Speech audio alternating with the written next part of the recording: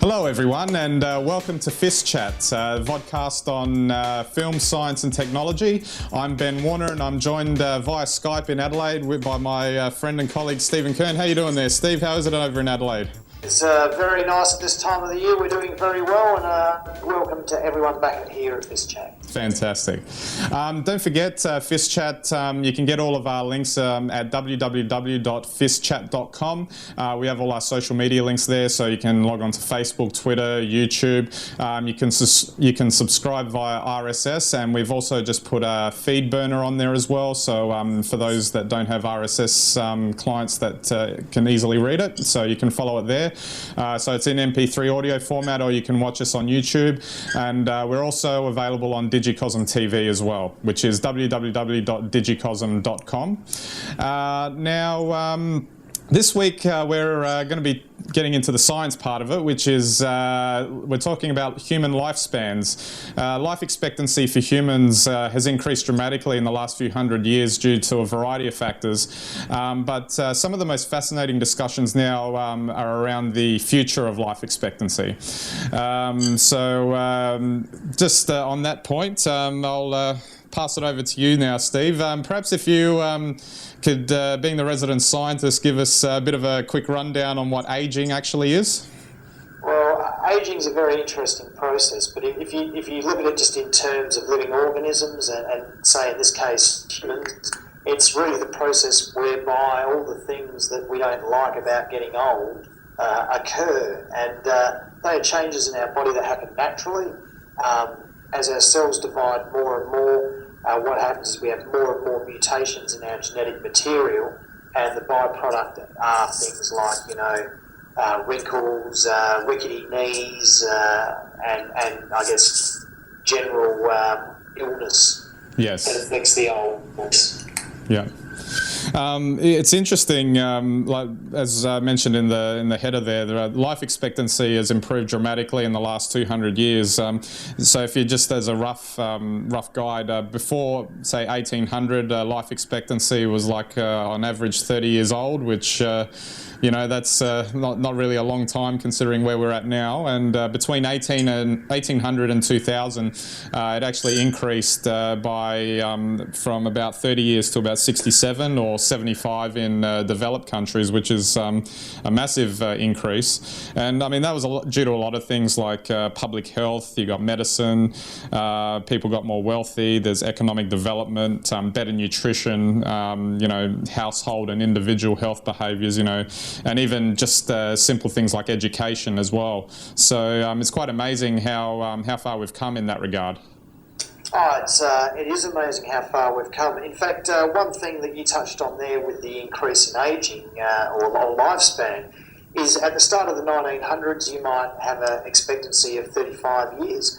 At the start of the 1900s, that would have gone up to 45 years of age. So the amazing thing there is that 45 years of age, if you were born in, say, 1910 or 1920, you're not counting the toll of the First World War here in life expectancy, but people born at that time actually outlived their life expectancy about 3 times through the 20th century.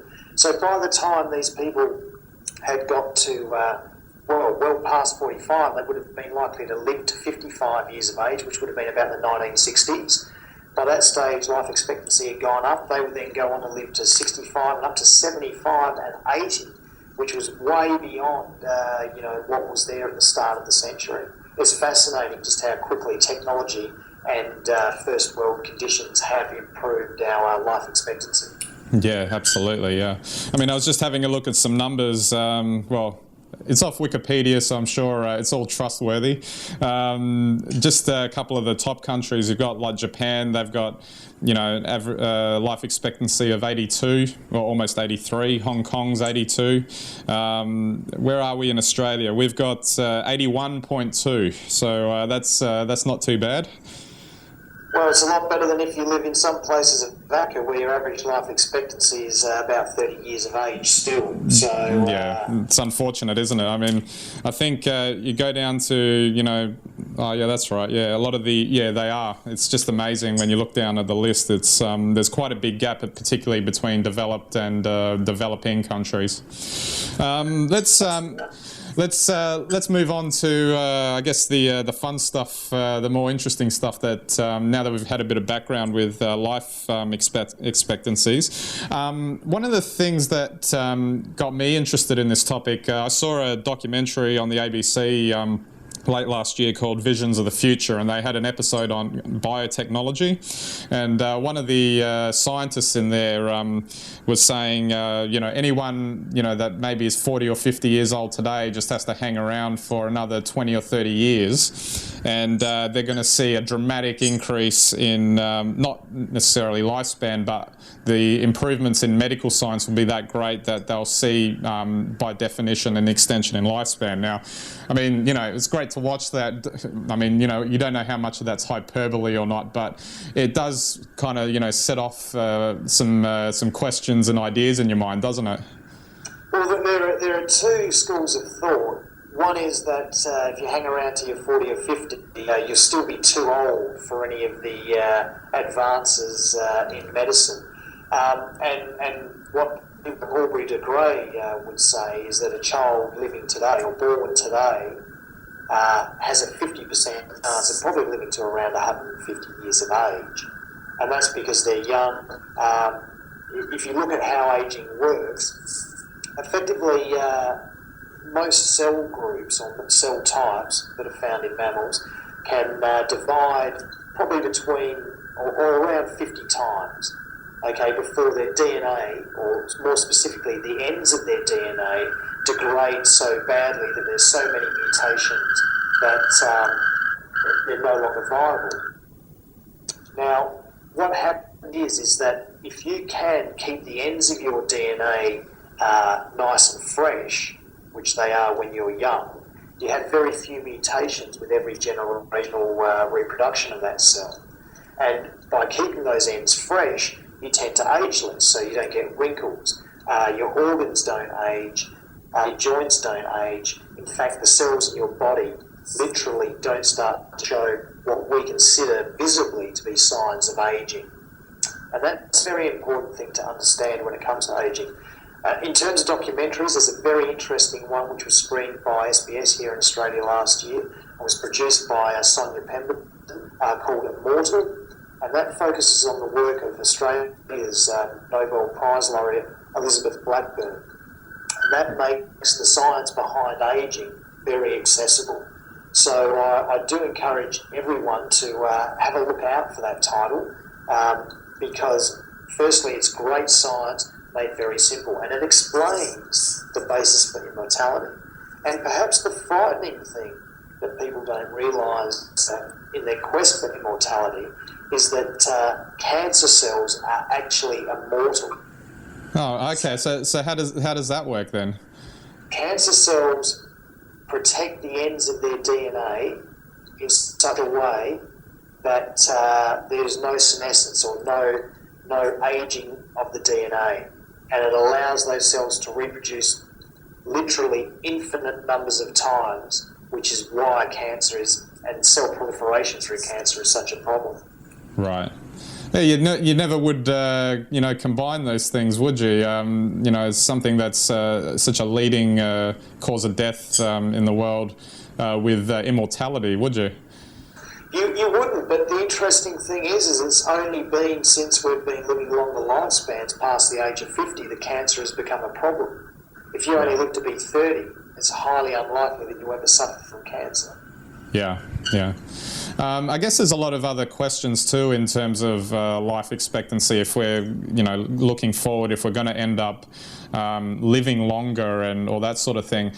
Is there also like another school of thought where people are thinking, or scientists are thinking, where have we hit a ceiling, in terms of life expectancy, or is it, the sky's the limit?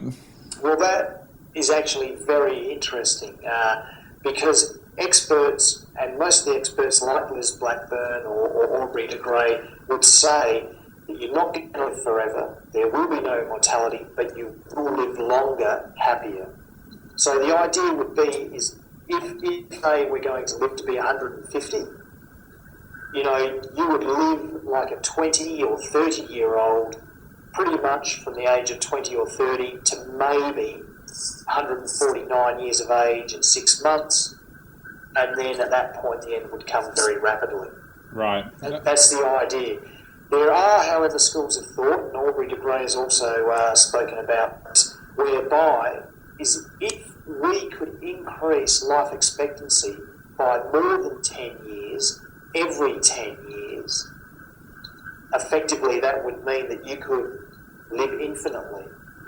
Now, stem cell technologies, medicine, and science fiction are coming together. Oh, absolutely. But then it begs the obvious question, of course, is do you really want to live that long as well? Because if you can imagine that, you know, all of a sudden there was some breakthrough and, you know, you could live infinitely, does that mean, you know, some of the urgency gets taken out of your life? Because, you know, you don't have to really, you know, pressure yourself on anything anymore, do you? Well, you know, you'd have to ask the psychologists about that. I mean, it would be fun, wouldn't it, to live like this forever? But, you know, you're absolutely right, the mental aspect. I mean, I always found it interesting in reading the Bible that everyone used to live for 900 years until God decided we were wasting our lives and significantly reduced our lifespan. So, you know, maybe we could go for 900 years. Maybe people will be begging to be euthanized by 300 years. Yeah, it's all hard to tell, isn't it? It's very difficult. Yeah. Is there any other sort of places people can check out where they can get more information on this sort of stuff? Oh yeah, for sure. I think if they look up Immortal and SBS. That's a very good website that's got a lot of videos on there with people explaining more about the Hayflick limit and cellular immortality and the role of cancer or how cancer, the cancer paradox. I would say Aubrey de Grey, if you look at a lot of his work, he's talked on TEDx, very interesting guy, and he's you know, very well, obviously an expert on that. One thing I would say too is that if you really want to, you know, increase your lifespan, you have to eat very small amounts of very bland food like porridge, reduce your metabolism and stay active, and lay off all the things that you enjoy. So at the moment, I'd wait for technology to come through, and perhaps with a bit of luck, our children can live longer, happier. Yeah. Oh, well, that's probably a good point to finish up, and we might actually almost cover that aspect of it in another episode at some point. Absolutely, any time. I think this is a very fascinating topic. All right, so thanks again, Steve, for the chat. Always a pleasure and always interesting. Thanks, everyone, and you know, feel free to tweet us or Facebook us if you've got any ideas or suggestions or any comments. Absolutely. So don't forget, our website's www.fistchat.com, FISTCHAT. All our links to Facebook, Twitter, YouTube, RSS feeds. You can get us audio, video, whether you want to listen to us or watch us, we're available. So until, what are we going to be talking about next time? It looks like, oh yeah, we're going to be talking about yearly climate records. There's been obviously a lot of discussion with climate change and that sort of thing, and obviously there's been reports of, you know, this year's the hottest record, hottest year on record, and blah blah blah. We're going to have a bit of a talk about that and what relevance it has and what it all means. So until next time, we'll catch you then.